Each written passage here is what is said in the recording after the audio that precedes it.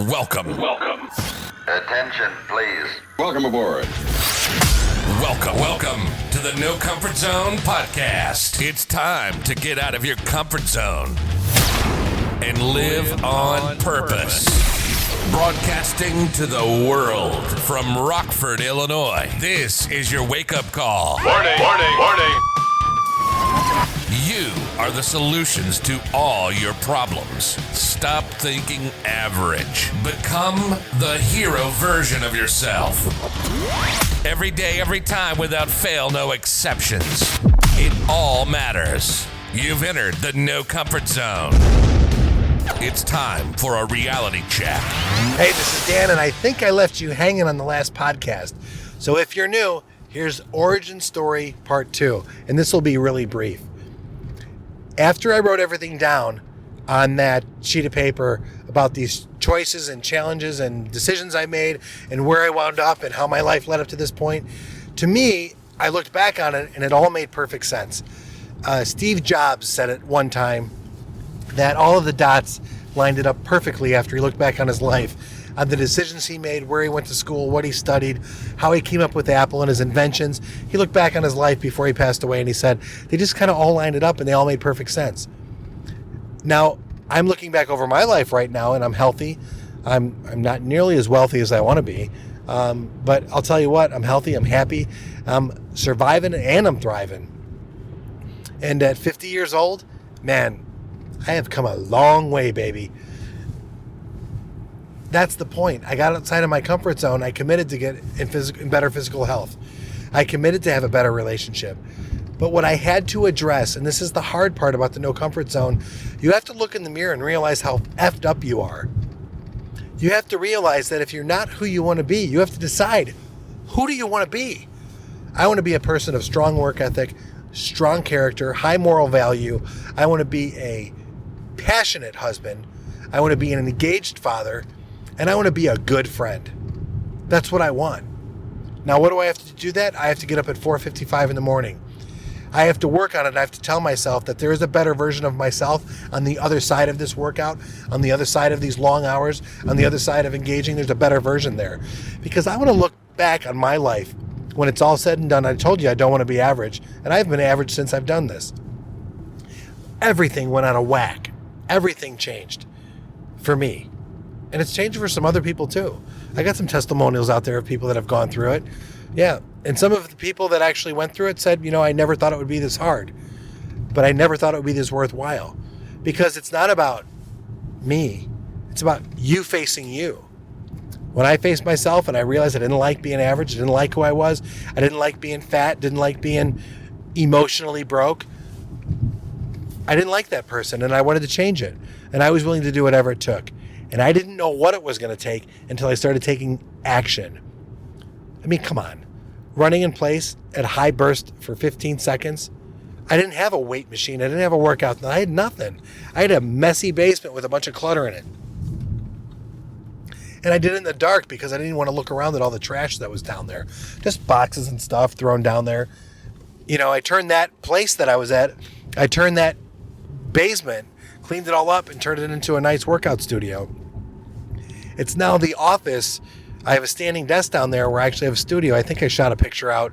It's basically nothing, but it's an empty space with a desk and some weights and a heavy bag of a place where I go to, work out, get in touch with myself, put myself through some major challenges, and then the end of those workouts, realize that I put myself through a challenge and it was hard, and I don't make them easy. These aren't just light workouts. These are extreme workouts that I put myself through. Now, if you're what do you call those?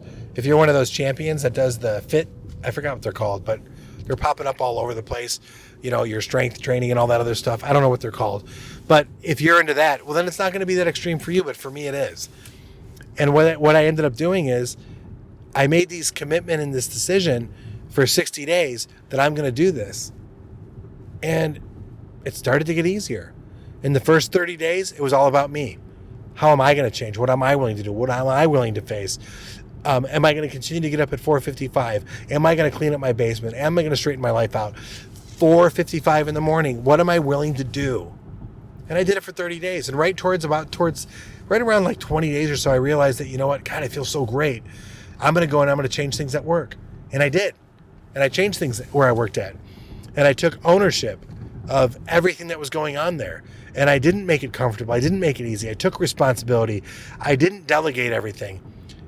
I got involved, and when I wanted things to happen, I tried to make a difference. And then the best part is I brought some people in and I started to train them. And what I was training them on was living this no comfort zone lifestyle about how to get out, get engaged, want more, do more, be more, have more. And it was kind of a cool thing, and it started to work. All about identifying your weaknesses, working on your strengths, but also being very humble and being very real and helping people. That's the key. So over the 60-day period, what I went through is it changed who I was as a person.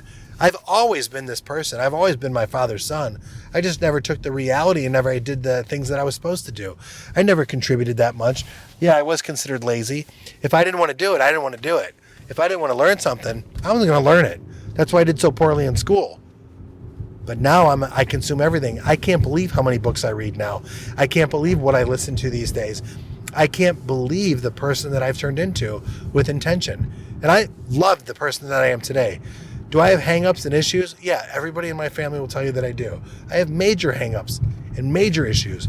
But I've gotten so far outside of my comfort zone that I know who I am. And that's the key. You need to find a place in your life where you can get centered, work on it, focus on it, deal with it. And then when you start to grow a little bit and you start to realize, I wonder how much more I can do here. I wonder what I can risk. I wonder, can I live a little bit more? Can I laugh a little bit more? Can I care a little bit more? Can I do a little bit more? Yeah. And can you have a little bit more? You sure can. Because havingness is wonderful. Being able to postulate things that you want in this universe, in this life, it's wonderful to have that. You have to put yourself through the mindset. And because I went through all this, while I was working out in the basement, I would put on Les Brown speeches. I would put on Tony Robbins speeches. I would put on Grant Cardone speeches. I would listen to people talk and listen to these compilations of motivational speakers and thought leaders talk. And I would reprogram myself about who I was. And I realized something. I've been this person all along. I just never really worked at it. And the wonderful thing that came out of this was an opportunity to create these 5 TED-like talks on the no comfort zone. And those are the foundations for my blueprint, the no comfort zone mindset. There's also the ability to look at your outcome, your purpose, and your activities. That's a thing that comes from Tony Robbins about OPA, outcome, purpose, and activities. There's also the cash analysis system. If you want to grow in your life, what cash do you need? Knowledge, attitude, skills, and habits. Do the gap analysis and see what happens. Then there's the 4 E's. Where in my life can I apply the 4 E's where it's going to catapult me towards success? How about when facing a problem or going after a goal? It's right there. How about when dealing with competition? How about when training? Do I really want to do high intensity training at 4:55 in the morning? No, I absolutely don't. Boy, but after I'm done, I feel great that I did it. How about applying the 4 E's at 4:55? I'm going to knock this out with enthusiasm, energy, excitement, engagement. Then when you put all these things together, there's the last part of it. What happens when you get into flow? What happens when you're in the failure cycle? What happens when you're in the success cycle? What happens when you have that wonderful word called momentum? And that's what the no comfort zone is getting to that point where you have momentum, where you're no longer need the inertia. You're going and things are working your way and the universe is helping you. God's helping you. Your family's helping you.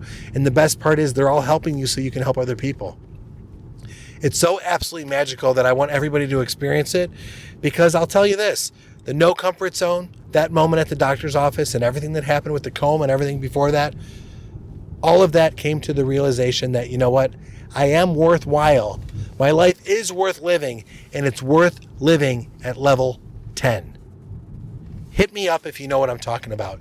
Go to thenocomfortzone.com, download the blueprint, Dan at the No Comfort Zone, and if you're on iTunes, please hook me up with a review. Say that you've tried some of the stuff that works.